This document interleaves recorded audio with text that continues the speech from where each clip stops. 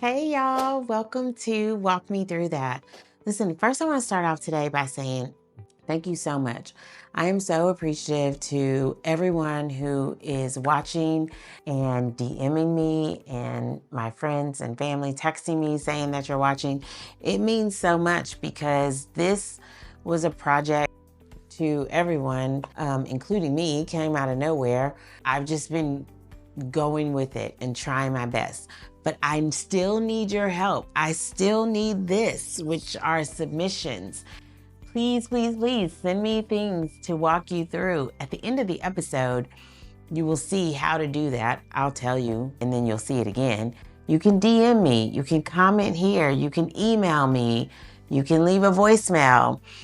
All of those ways to help me continue this channel, because I do think it helps. I do think people need help so you don't feel alone and you are able to walk through the things that are keeping you stuck, that are hurting you personally. And that's what I want to do. I really, really, really want to help. So of course, couldn't do this without our Olipop. So let's get into that. Cream soda is one of my favorites. I like cream soda in general, and so I was nervous about a cream soda Olipop, but they stuck the landing. Don't worry about them. They got it. All right, so I have 3 here. Let's see if we can get through all 3. First one, we declare majors in college before we can even legally drink. Walk me through what to do when you're in your 30s or even 40s and realize you still don't know what you want to be when you grow up. I think that's kind of funny because I think there is a certain amount of pressure at 16, 17, 18 to go to college and say, well, this is why I'm going to college because I want to be this. When, again, as my friend Jamie says, your prefrontal cortex isn't even fully developed. And so you just really don't even know what you want to be. And so there's a lot of pressure there. So that pressure comes and you make a decision and you're doing this thing and it fits, but not really. You've ever had that jacket that fits, but it's not really your size. And so you just keep kind of wearing it, hoping, wishing, praying. So I think if I were to walk you through it, I would say release the pressure valve first of there is no timeline to figure out what you want to do. I'm 48 starting a YouTube channel. What? Who said that was good? You just don't know, right? So release the pressure valve. And if you can't release it, that means you can't figure out why you feel the pressure. So figure out why you feel the pressure. And then release the pressure valve and go, there is no timeline for me to figure this all out. I just should keep walking.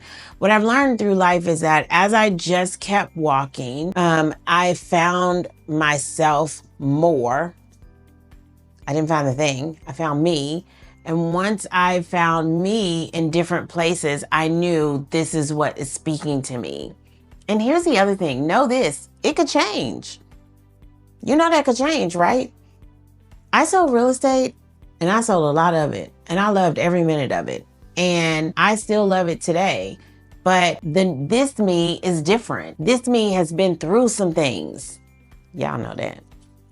And so that going through those have led me to find myself in a different way, hence me wanting to help other women. That's my journey. What's yours? You got to release the pressure valve first. And then you have to find you. And through finding you, you will find out what you love, what you like, what you're passionate about. Now, let me say this off top. What you like and what pays the bills in certain seasons of life can be different. So don't hear me saying, Retha told me to go find myself. And as I found myself, I lost my job. And now what? Because you can't come over here. We fool. I don't know if you heard, we fool. You can't. So continue to find yourself while paying your bills. But it will lead you in a different way. Maybe you work your job and still and your passion is something else. Everybody gets that confused too. They think if you love something so much, you should quit your job and do that. Well, you should pray about that. Because, if God says it, then he'll provide. But I'm not him and I didn't say that. Let's be clear. I want to be clear. But as you keep walking, you'll find yourself. And when you find yourself in different seasons of life, that may cause you to grow and really see what you're doing, what you want to do. When you're here at this position of, I don't know what I want to do, and you hadn't released the pressure valve, release it so you don't have to worry about time, because time makes you act fast and then you become reactive instead of proactive. So do that first, and then next, begin to think of who you are and who you are called to help, or what you are called to be and do to service something or be in a space. Let me tell you this. I want to say this up front too. Everybody isn't called to be an entrepreneur. So hear me with that. That's why I said earlier, you may always have to keep your day job, and your passion may come in a different way. So I say that. I don't know if you catch me repeating myself. I'm repeating myself because it takes time. You have to hear something more than once before you get it. And so that's why I keep saying release the pressure valve and then find yourself, keep walking. It's not because I don't know what I'm talking about. It's because this YouTube video, it's gonna take you a minute to get this. You probably gonna have to watch this again. It's okay. There are things you have to do, habits that have to die in order for you to be the person that you want to be. But you got to know who that is and know how to find her or him without pressure being put on you on, I'm 50 and I still haven't figured it out. Maybe all the things you've learned while getting to 50 are needed to go over here in your passion, in your purpose, in your calling. And you didn't have that until you were 50. See, sometimes we want things to hurry up, but we didn't have all of that growth, all of that knowledge until we got to this certain age. So again, that's why I say, release the pressure valve of the time, because you may not be where you need to be yet to figure that out. Just keep walking. Okay, let's go to number 2. I sold my business in December 2024. The business brokerage firm I used lied to me. Yikes. The buyer ended up being a total snake. I like this because they put the snake emoji. And now I'm having to get a loan to buy my business back because of these unethical people. Well, that's interesting. You know, I'm gonna pause right there. Why do you feel obligated to buy something back because the people who bought it lied to you and now they're lying to the consumer? Do you feel responsible for something that you sold in the right way? They lied to you, so you sold it in the right way. I mean, I'll keep going. That's just a question I had. I am so hurt and angry, but I have employees and 600 clients who need me to do the right thing. So that's why you feel bad? You feel responsible for those employees and those clients? So I'm stepping out in faith and taking on debt to do it. Listen, I want to call you. I have so much. I keep pausing and saying like that because, you know, I don't know if y'all know this or not, but Kim picks these and then I read them. I've said so far that I'm going to read them in real time, you know, because we're not editing this for that kind of purpose. But I'm stepping out on faith and taking debt to do it. Another question that pops in my head is, because you said you're stepping out on faith, did God tell you to do that? He said, take that loan out, be responsible for these people. You did the right thing, somebody else did the wrong thing. Now you go pick it back up. You're not here, I can't ask you, but that's my question. I was ready for my next chapter. Again, I go, were you? Because you're still looking over here. Okay.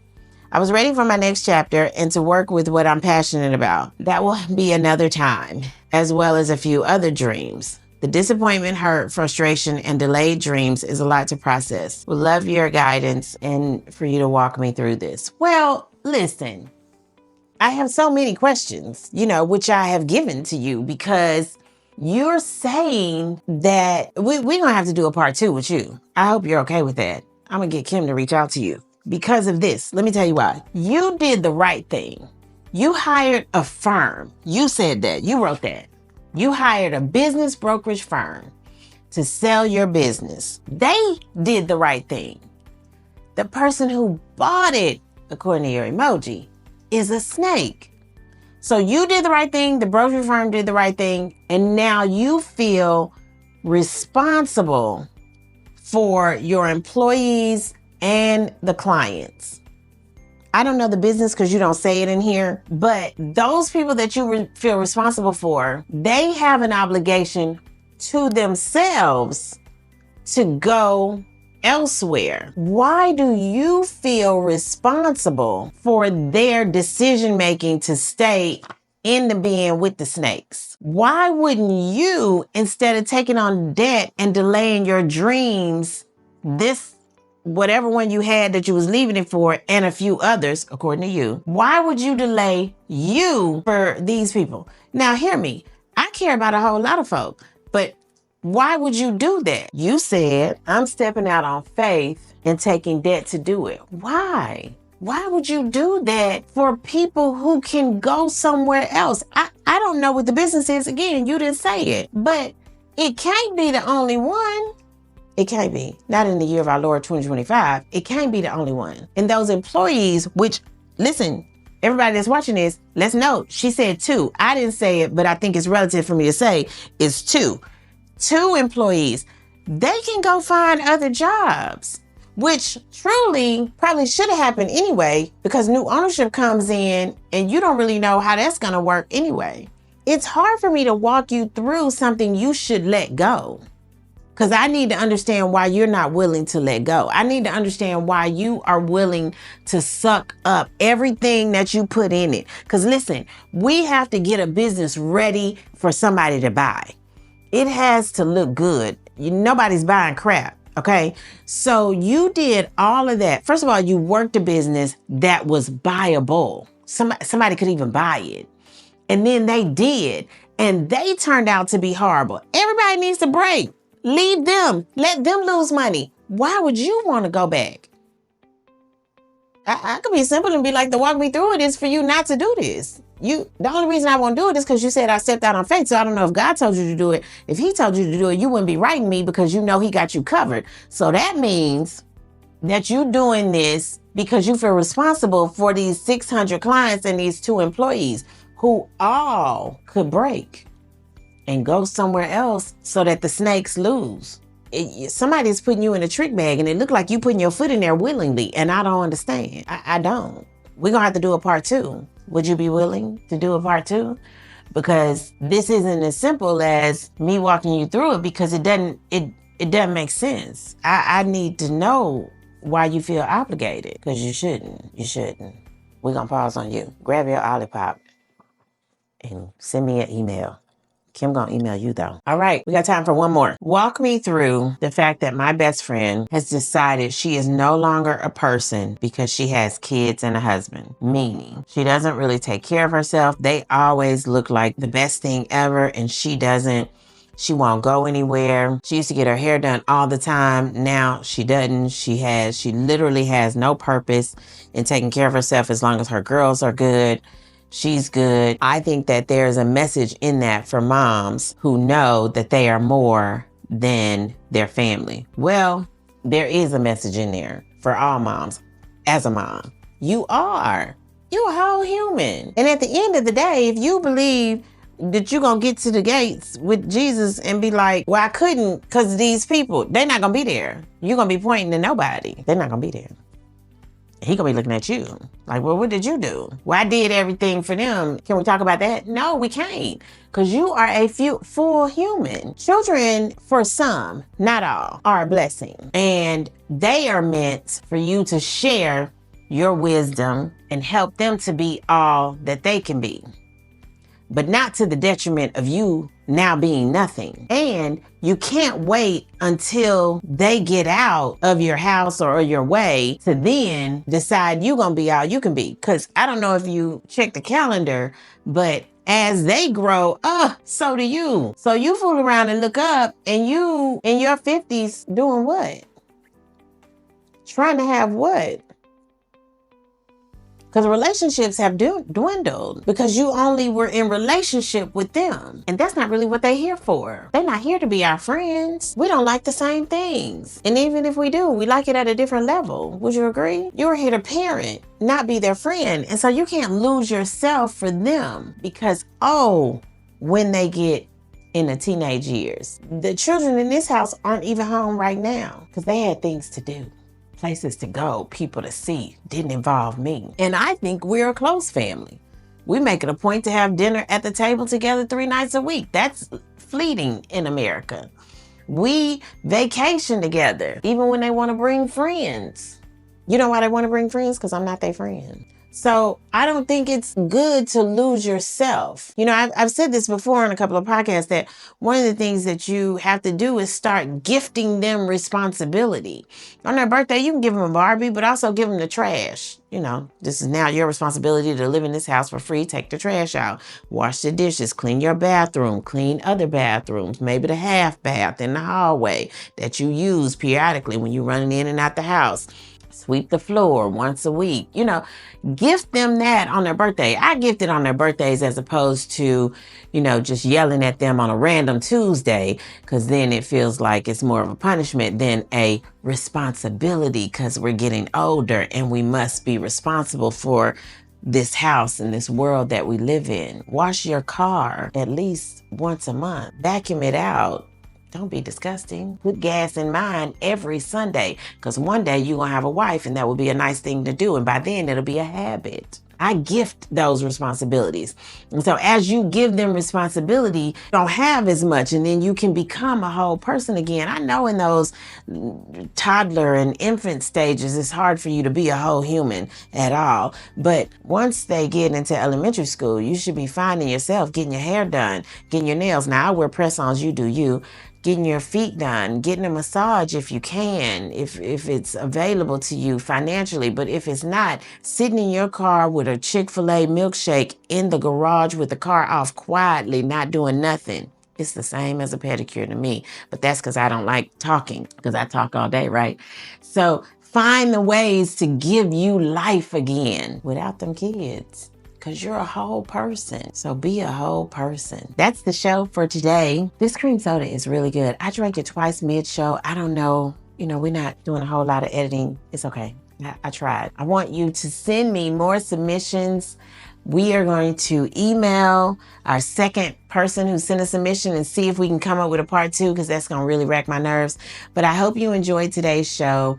I really love that you all watch. Please continue to watch. Share it with your friends. I'd love it. I'd also love to hear from you. Just if you don't have a submission of what you like or don't like, I'm okay with criticism about the show. Thank y'all so much. Have a good day.